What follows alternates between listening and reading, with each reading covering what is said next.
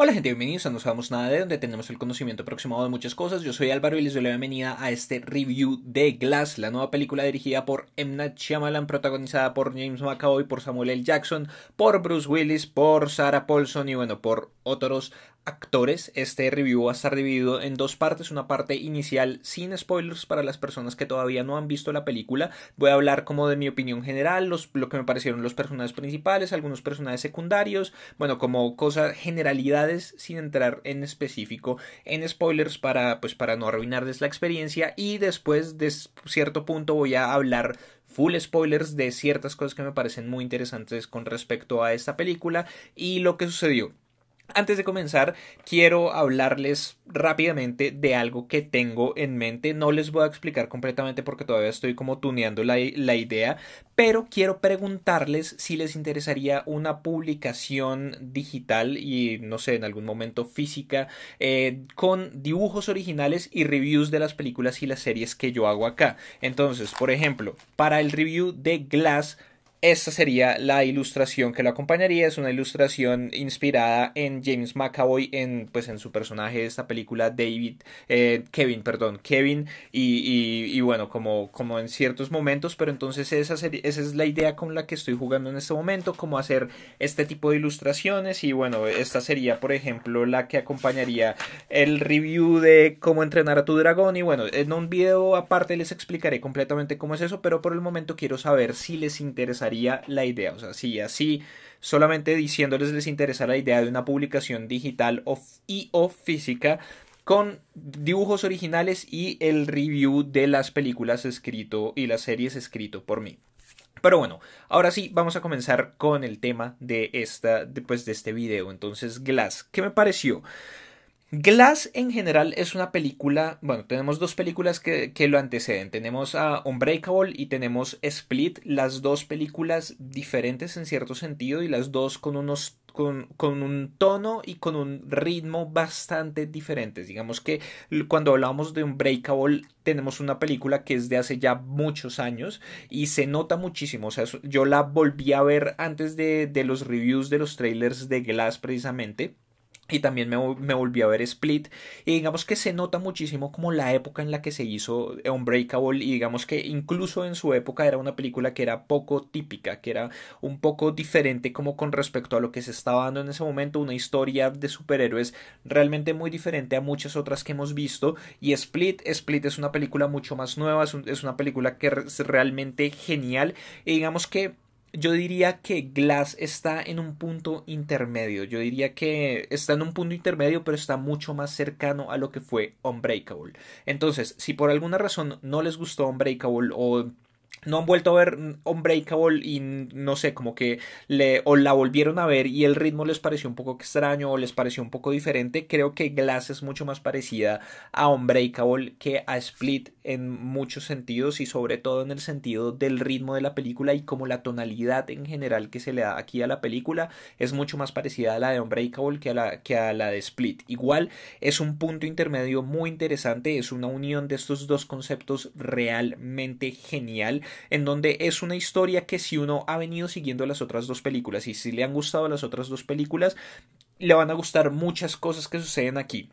Digamos que estoy un poco dividido, no es una película perfecta y no es una película de la que yo haya salido totalmente satisfecho, pero es una película que me gustó mucho y que tiene unos momentos realmente geniales. Entonces, para hablar un poco de otras cosas, los personajes principales, tenemos para mí el punto más alto de esta película, y creo que viene desde Split, es James McAvoy. James McAvoy en su interpretación como la Horda, Kevin, Hedwig, Patricia, Dennis, la Bestia y otras personalidades que aparecen a lo largo de esta película, realmente increíble, impecable. La Bestia, la Bestia, el trabajo de voz que hace James McAvoy al interpretar a la Bestia es realmente genial, y la gestualidad, la corporalidad que le pone James McAvoy a este personaje y a cada uno de sus cambios, o sea, cuando está como Hedwig, realmente se siente como un niño de 9 años. Cuando está como Patricia, realmente se siente como una señora.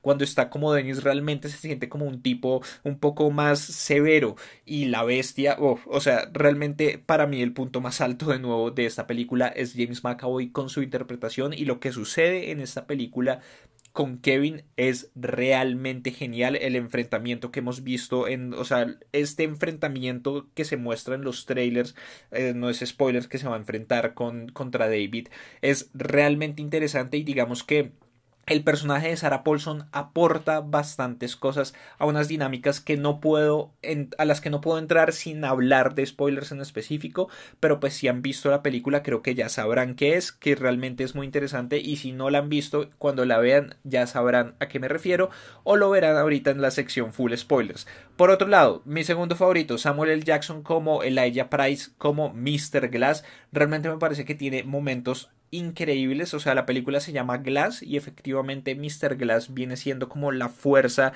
que empuja todo esto, viene siendo como un punto supremamente importante y un punto de inflexión realmente genial dentro de lo que es esta película, los dilemas que presenta esta película, las situaciones en las que pone a los personajes. Esta película, Mr. Glass, es súper importante, y la actuación de Samuel L. Jackson después de cierto punto de la película es realmente genial, y me parece que logra aportar mucho a este personaje que ya veníamos conociendo de Unbreakable, que igual en medio de todo es el personaje que, o sea, tenemos a un tipo que tiene 23 personalidades, tenemos a un tipo que tiene super fuerza y que es indestructible, y en medio de todo esto Mr. Glass viene siendo uno de los personajes más inverosímiles de la película, pero igual, aún después de eso, o sea, es como el personaje con más inverosimilitud en muchos sentidos, pero igual funciona muy bien dentro de la dinámica que nos presentan acá. Por otro lado, Bruce Willis como David Dunn. Bruce Willis desde hace mucho no se esfuerza como actor realmente. Él tiene actuaciones muy geniales en su carrera, pero desde hace un tiempo para acá no es que se esfuerce mucho. Aquí tenemos bueno, lo tenemos en un mejor estado, podríamos decirlo, pero al mismo tiempo David Dunn sigue siendo el mismo David Dunn de Unbreakable, y es un personaje que en muchos sentidos es bastante soso, está bastante por debajo de la línea, y digamos que aquí hablamos de un concepto que se trabaja en películas, en televisión, bueno, en muchas cosas en cuanto a actuación, y es que tenemos una línea, y es esa línea, digamos que en muchos sentidos es la que nos presenta a nosotros lo que es una actuación natural o una actuación creíble, y después de esa línea, cuando está por encima de la línea, es cuando muchas veces se habla de que son personajes exagerados, o que cuando no está bien ejecutado son personajes que están sobreactuados. Ahí hablamos de la sobreactuación, y está por debajo de la línea, que son personajes,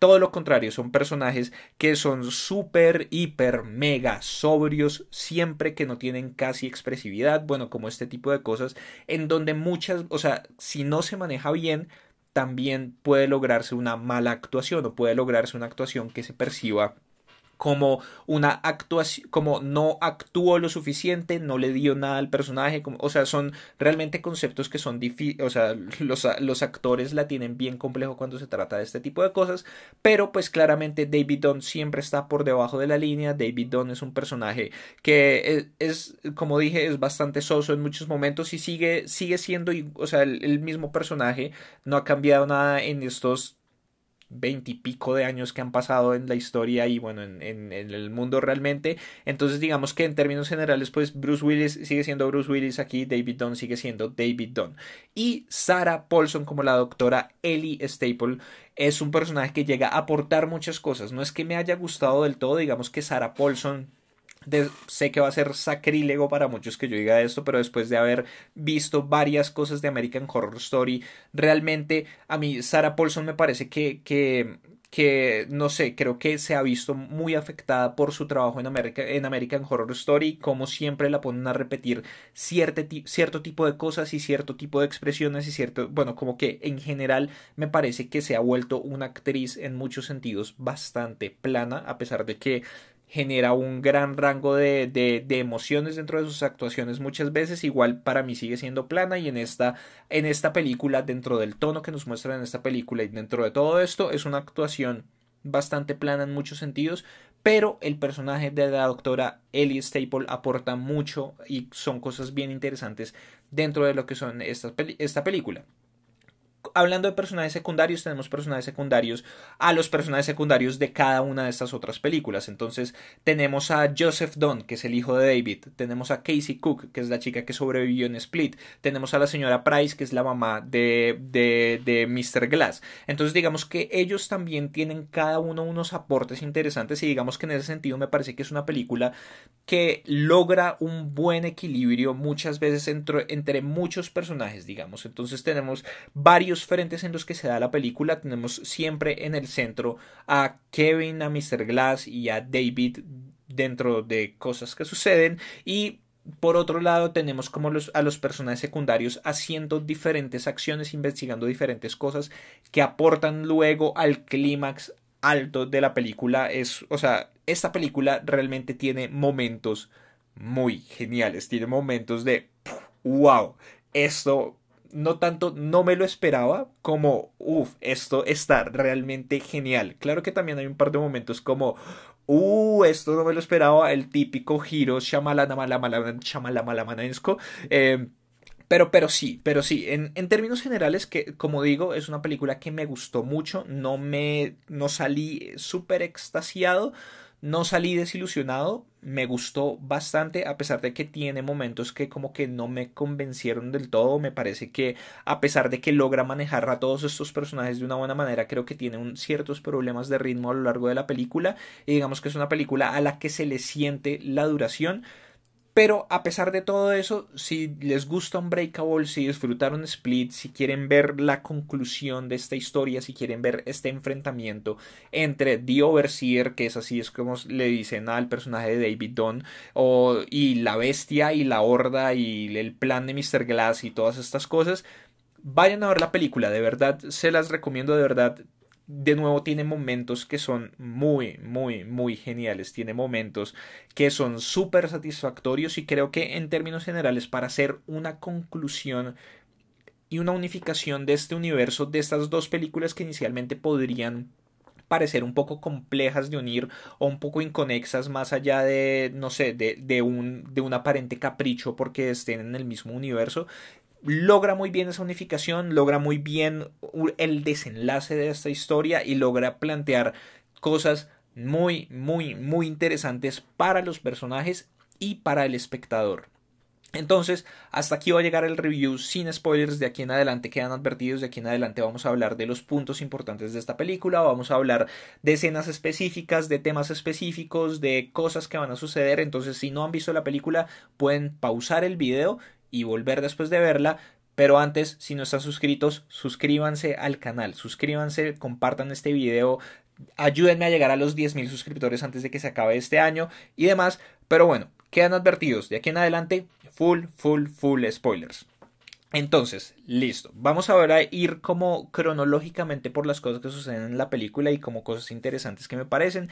Entonces, comenzamos con David buscando a la horda. Tenemos esta búsqueda de él, o sea, él ha seguido con sus labores como The Overseer, como le dicen ahorita, como caminando por el barrio, topándose con gente. Esta gente hizo algo malo, entonces voy y los castigo, y entonces como un vigilante que tiene como ahora esta fama de internet, en donde le han dicho de diferentes maneras el hombre que camina en puntillas, el tipo del poncho verde, bueno, como diferentes cosas, hasta que queda The Overseer, y en medio de esto él está buscando a la horda después de lo que sucedió en Split, en el zoológico, en donde encuentran todos esos cadáveres, bueno, como todas estas cosas, y después han desaparecido otras personas. Entonces tenemos estas 4 porristas que fueron secuestradas por las personalidades de la horda. Y tenemos a Hedwig. Hedwig realmente es como mi personalidad más favorita de Kevin.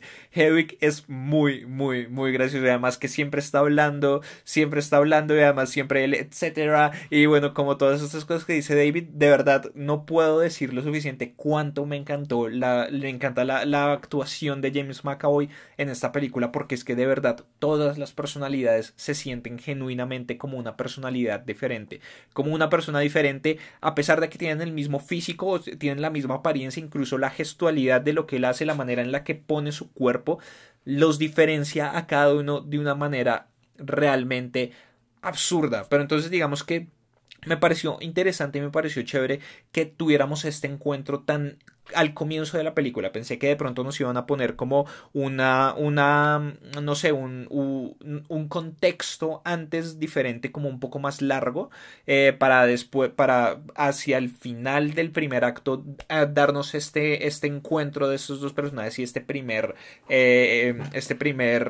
de conflicto, este primer enfrentamiento, pero me pareció genial que sucediera justo al comienzo de la película. Es como, ok, no vamos a andar jugando, ustedes ya vieron Split, ya conocen a la Horda, ya conocen a Kevin, a Hedwig, a todos los otros personajes, ya vieron Unbreakable, ya saben de lo que es capaz David Dunn, ya saben, simplemente tenemos que decir en 2 minutos qué es lo que él estaba haciendo, que estaba haciendo exactamente lo mismo durante los últimos no sé cuántos años, y listo. Encuéntrense, peleen y ¡pum! De una vez que los atrapen. Porque lo importante queremos que suceda dentro de la instalación psiquiátrica. Lo importante es lo que sucede una vez la doctora Staple empieza a hacer este tratamiento que ella tiene en mente. Entonces digamos que eso me pareció bien, eso me pareció muy genial y me pareció que estuvo muy bien manejado. Después de esto, tenemos todo lo que sucede en la instalación psiquiátrica y hay partes que me parecen realmente geniales y que me parece que es la pregunta importante y que es lo que tanto a los personajes como a uno lo hace dudar en muchos sentidos de qué es lo que está sucediendo. Pues porque a lo largo de Unbreakable está toda la duda siempre, todo el tiempo, de si David realmente sí tiene estos poderes, de si David realmente sí es invulnerable, de si David realmente sí puede, sí tiene toda esta fuerza, sí puede levantar todas esas pesas, sí puede hacer todas estas cosas. El hijo Joseph siempre es el que cree como sí, tú tienes esos poderes, yo sé que tú los tienes y pues tenemos todos los planes de Elijah Price detrás de esta obsesión que él tiene con los personajes de cómics y bueno, como con esto de que los cómics son una continuación de la documentación histórica, o sea, así como los hombres antes pintaban en las cavernas y todo esto, los cómics realmente son cosas que alguien vio y que han pasado y que simplemente están un poco exageradas, pero que son reales, hay gente con poderes, bueno, como todas estas cosas. Estos dos personajes, el personaje de Elijah Price y Joseph Dunn están súper convencidos, pero tenemos siempre la duda con David. David siempre está dudando de las cosas hasta que al final de la película como que ya se la cree, pero entonces me parece muy interesante este tratamiento de la doctora Staple, o sea, como esto de son personas que tienen problemas psicológicos y que simplemente tienen un delirio, están convencidos de que tienen todos estos poderes porque han sucedido cosas que son improbables que sucedan, pero que no son imposibles de suceder. Entonces, como bueno, y cuando los empieza a tratar de convencer de que no, pero pues, o sea, y le dice a David, como tú de pronto, en un momento de duda, en un momento de mucha tensión, en un momento en el que tu vida estuvo en peligro, tú jugaste con la idea de ser invencible y entonces de ahí en adelante te has convencido de que eres invencible y que tu única debilidad es ese incidente y muestran a David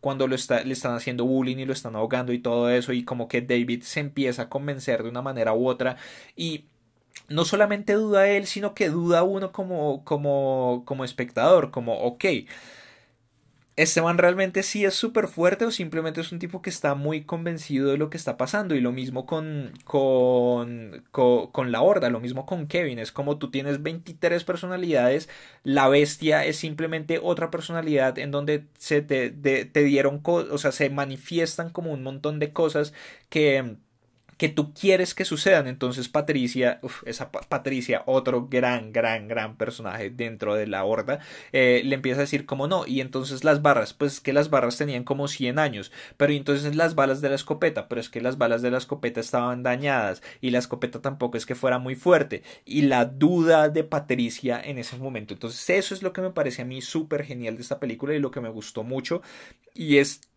eso, cómo ponen en duda a los mismos personajes, o sea, como no es una película en donde muchas veces las consecuencias sean físicas como tal, sino que las consecuencias son más psicológicas.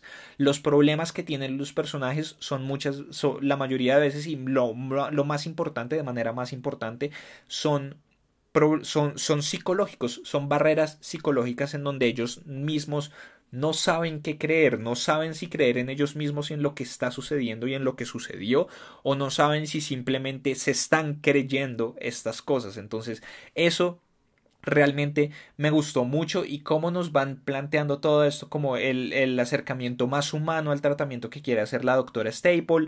Entonces, como yo los quiero tratar de una manera más humana, yo no quiero que ustedes simplemente se vayan a la cárcel, yo los puedo ayudar. Si ustedes aceptan que tienen este delirio, porque tienen este delirio, entonces puede que los ayudemos y les podemos dar un mejor tratamiento y puedan tener una mejor vida y bueno, como todas estas cosas. Elijah, yo no me gusta que te tengan sedado, entonces te voy a quitar la sedación y vamos a hacerte una operación para el glóbulo frontal y bueno, no sé qué, pero voy a poner las alarmas, voy a poner las cámaras. Bueno, como que toda esa parte me pareció interesante y me parece que iban construyendo algo de este personaje que hacía que solamente hasta el final de la película fue que se dio como la recompensa de todo esto que nos estaban dando de este personaje y es la revelación de esta sociedad secreta. Pero entonces vamos por ahí. En cuanto al plan de Mr. Glass, este plan central que le da el nombre a la película, pues porque tenemos a Mr. Glass y la película se llama Glass. Este plan central me parecía muy interesante en donde él quería mostrar a estas personas con superpoderes, lo mismo que estaba tratando de hacer durante Unbreakable con David. Entonces todos estos accidentes que él había causado, el edificio, el tren, bueno, como todas estas cosas para buscar al hombre inquebrantable, para buscar a su némesis, para buscar al que estaba en el otro espectro de él. Pero entonces ahí es donde digo como, ok, Mr. Glass es un personaje que funciona bastante bien, pero al mismo tiempo es el personaje como más inverosímil y más extraño dentro de este concepto de los superpoderes, de los superpoderosos. Bueno, él tiene su enfermedad genética, sus huesos rotos, toda esta cosa, pero el hecho de que digan que su inteligencia es su superpoder, ahí es donde empieza a parecerme a mí como un poco extraño, pues porque sí, efectivamente, él es súper inteligente, pero pues más allá de eso, realmente tampoco es que sea un superpoder como tal o un superpoder per se. Y además hablo de que este personaje es como de los personajes más exagerados y más inverosímiles en ese sentido de que sí, es súper inteligente pero tiene esta obsesión con los cómics y digamos que esa parte me pareció un poco graciosa y me pareció que le quitó un poco a la película y se salió un poco de tono cuando él empieza a hablar otra vez de toda esta cosa de los superhéroes y que los superhéroes son parte los cómics son parte de la documentación histórica y bueno, como todas estas cosas. Ahí es donde me parece a mí que se perdió un poco lo que tenía que ver con Mr. Glass, pero más allá de eso el plan me pareció genial y además como nos revelan luego el plan, ¿no? Como este mastermind que es el detrás de todo esto, esta mente maestra que tiene todo perfectamente calculado, la operación, las cámaras, la subida de la información, bueno, como todo lo que iba a pasar. Y me parece genial como no sé, esta cosa que iba aportando la mamá, que era un poco expositiva en ciertos sentidos, pero que al mismo tiempo no, pero que todos estos conocimientos que él tenía de cómics, como no, el enfrentamiento en la historia de origen de los dos personajes, bueno, como toda esta cosa, la edición especial, como tú me dijiste que la edición especial terminaba bien, no mamá, esto no es una edición especial, esta es una historia de origen, y al final el diálogo de la mamá, este es el comienzo de un universo, o sea, realmente era eso, el plan de él era simple, el plan de él no era sobrevivir, el plan de él ni siquiera era ver qué pasaba con el mundo después, sino el plan de él era simplemente revelar que había gente superpoderosa, que hay gente superpoderosa entre nosotros y que la gente simplemente tiene que creer en ella misma. Entonces eso me pareció como bien interesante y me pareció como algo muy chévere dentro de la película.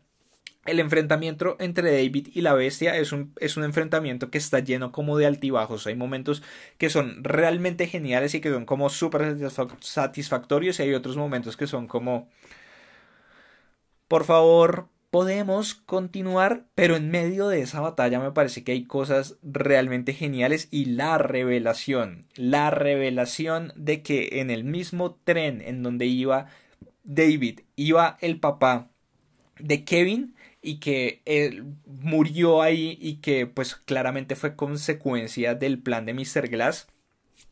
Esa, creo que esa fue la parte más como, wow, esto realmente me pareció chévere y además me gusta mucho cómo abordaron el personaje de Kevin.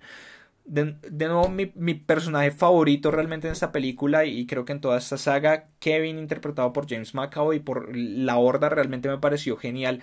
Como teníamos el estímulo, sabíamos cuál era el estímulo que traía a Kevin a la luz, y era decir el nombre completo: Kevin Crumble, bla, bla, bla, no sé qué.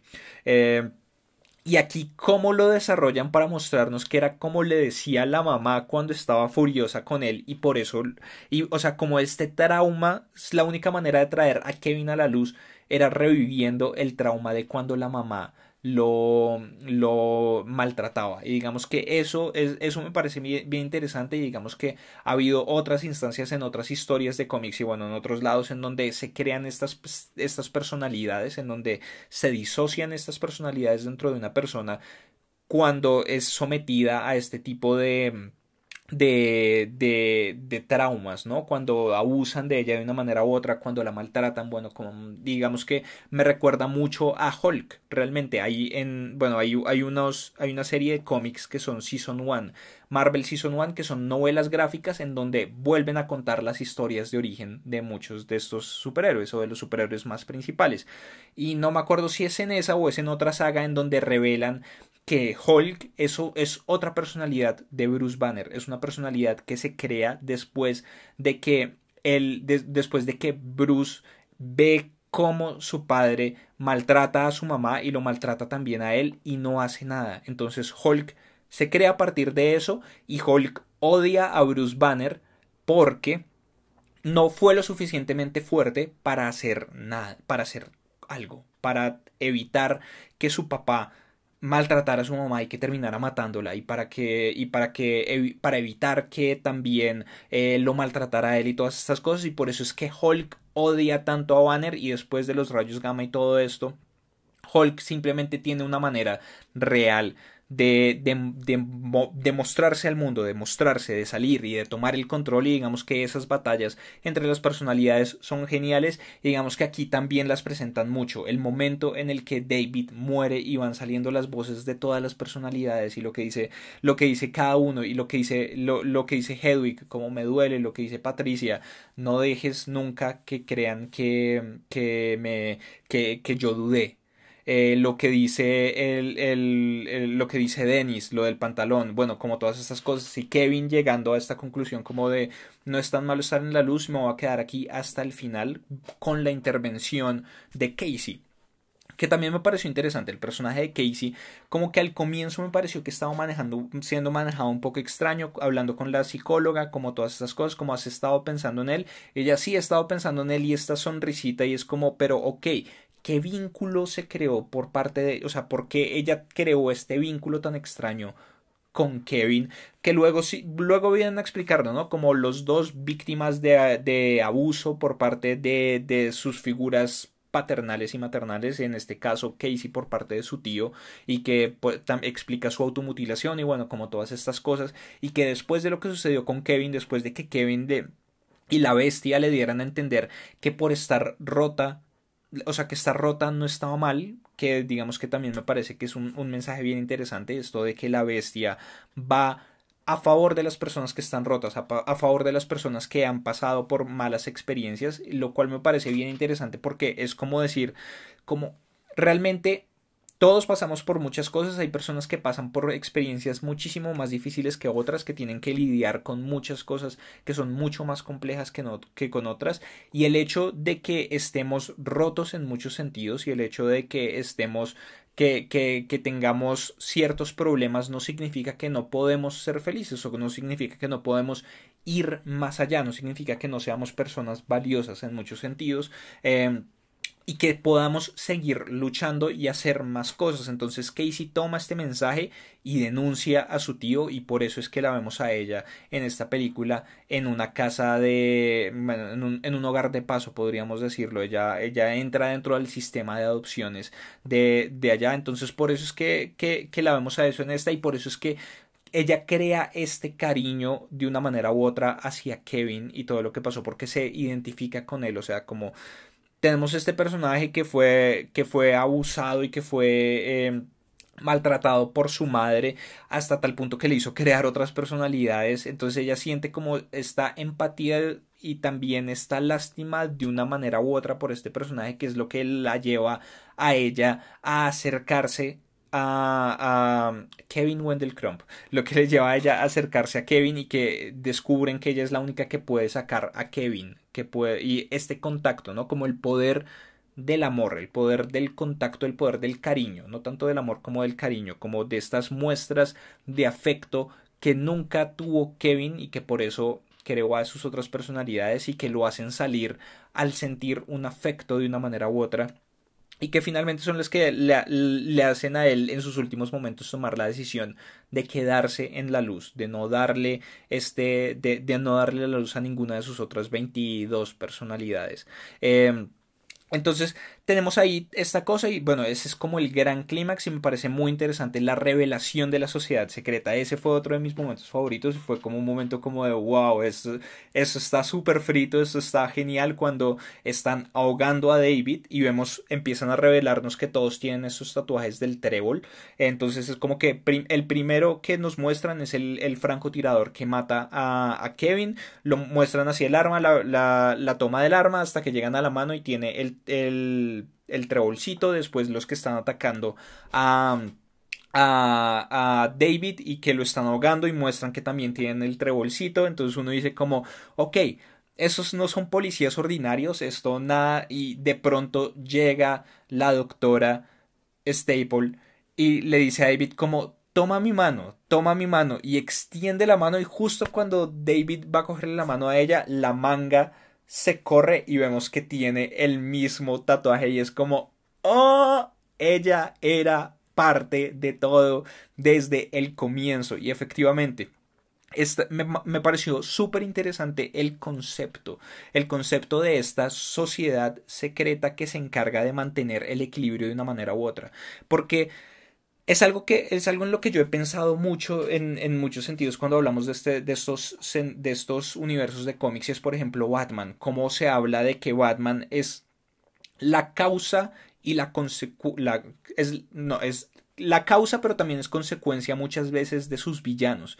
Entonces, como surge Batman y después del surgimiento de Batman empiezan a surgir todos estos villanos que también son así súper dramáticos. Uno que está vestido de pingüino, uno que tiene un arma que congela a la gente, bueno, como todas estas cosas y surgen a partir de la intervención de Batman, pero como al mismo tiempo Batman surge a partir de otras cosas. Entonces, como lo que dice ella, como si surge uno, surge otro, se tiene que mantener un equilibrio, o sea, si surge uno súper poderoso muy bueno, surge uno súper poderoso muy malo y la humanidad como una raza indefensa o como personas indefensas siempre van a estar en la mitad. La humanidad siempre se va a ver afectada por lo que suceda con estas fuerzas sobrenaturales, con estas fuerzas mucho mayores que ella. Entonces es esta sociedad que se encarga de cortarlo de raíz, como ok, surgió uno, matémoslo para que no haya tiempo de que surja el otro. Y surgieron los dos, matémoslos a los dos. No podemos permitir que la gente superpoderosa exista. No podemos, o sea, dejemos que la gente crea en ella, dejemos que la gente crea que es pura ficción, pero que no haya ninguna muestra real de que existe gente superpoderosa. Ese concepto de esa sociedad me pareció súper interesante y como esta pelea de ella, o sea, ella es un personaje que está con los malos, podríamos decirlo de una manera u otra, pero al mismo tiempo es como la buena de los malos, o sea, como quiero tratarlos, yo no quiero que, o sea, mi tratamiento funcionó. David estaba creyendo que él no tenía poderes. Patricia también empezó a dudar de los poderes de la bestia después de toda esta terapia y después de toda esta cosa. Mi tratamiento funciona, déjenme tratarlos. No tenemos que matarlos. No tenemos que destruirlos. Eso no es muy humano.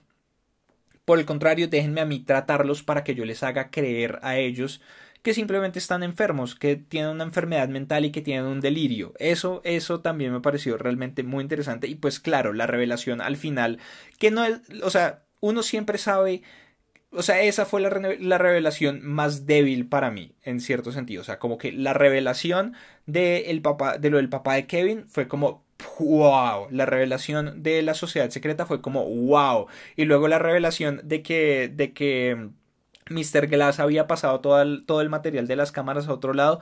esa fue la que me pareció más débil, fue la que yo más pude venir ver de una manera u otra, pues porque nos habían mostrado esta imagen pues esta escena de Mr. Glass abajo en estos computadores como programando una cosa, entonces era como, ok, esto es claramente importante y va a jugar un papel más importante ahorita en el desenlace de todo esto, pero entonces, claro, ellos creen que borraron todo el material, como todas estas cosas, pero lo estaba transmitiendo secretamente a un servidor privado que llega el mensaje a donde la mamá de él y bueno, y ella probablemente, o no sé si llega también directamente a Joseph, o si la mamá contacta a Joseph y bueno, como todo este material y lo liberan. Y luego tenemos a los... o sea, me parece muy interesante que esta película haya matado a los tres personajes principales. Eso me parece... es de los puntos que me gustan muchísimo de esta película y que los que hayan quedado vivos fueran los personajes secundarios y que quedaran vivos para ver las consecuencias de todo esto, las consecuencias de lo que había sucedido y cómo el mundo se iba a enterar de que realmente existen personas con superpoderes. Entonces, lo que digo, la película me gustó mucho en muchos sentidos, creo que hay momentos realmente geniales, pero creo que el ritmo no está del todo bien manejado. Yo sentí realmente la duración de la película, es una película que dura un poquito más de 2 horas, creo, y yo sentí las 2 horas. Pero en ese sentido me parece una elección interesante porque va un poco en contra como del ritmo de las películas actuales. Entonces digamos que ahí también me parece como algo, no sé, algo notable. Y es que tenemos en este momento un ritmo de películas súper rápido. O sea, todo tiene que pasar y todo siempre tiene que estar pasando algo en todo momento. Esta película se toma su tiempo, esta película nos muestra cosas. Claro, se siente el ritmo lento muchas veces, pero igual es una película que me gustó mucho. Y creo que tiene momentos súper satisfactorios a pesar de que haya otros momentos que me parece que no fueron tanto y que haya ciertas cosas que salen del mismo tono. Por ejemplo, bueno, lo que digo esto de Mr. Glass y bueno, como todo este delirio de los cómics y todo esto, pues sí, ya es interesante, pero pues más allá de eso me parece que ya se sube, lo que he hablado por ejemplo un poco de la línea, la película está acá y me parece que eso ya se sube demasiado. Pero me parece que es una buena conclusión, me parece que es una conclusión muy interesante para esta trilogía, que además es una trilogía inesperada, nadie se esperaba viendo Split que fuera a estar relacionado con una película de hace 20 y pico de años de la que ya prácticamente nadie se acordaba que era Unbreakable y saber que tenemos ahora esta saga que es una saga sólida, es una saga bastante sólida, me parece muy muy muy interesante. Entonces por el momento creo que no tengo nada más que decir al respecto, entonces les pido que abajo en los comentarios dejen todas sus opiniones, qué les pareció esta película, están de acuerdo conmigo, no están de acuerdo, ya la vieron, no la vieron, pues no sé, creo que si están viendo esto en este momento es porque la vieron. Les interesa la publicación de la que estaba hablando, por favor dejen todo eso abajo, denle like a este video, compártanlo con sus amigos y contactos a los que creen que les pueda interesar, suscríbanse al canal, son nuevos y si ya están suscritos denle click a la campanita canal o al botón de suscripción para recibir notificaciones cada vez que esté subiendo videos nuevos, haciendo directos sorpresa, directos programados y en general para saber de todo lo que sucede aquí en YouTube con No Sabemos Nada de. También pueden seguirme en el resto de redes sociales en facebook.com/no sabemos nada de 4, en Twitter, en Instagram en @no sabemos nada de y en Vero me encuentran como No Sabemos Nada de. Yo soy Álvaro y nos vemos en una próxima oportunidad. Hasta luego.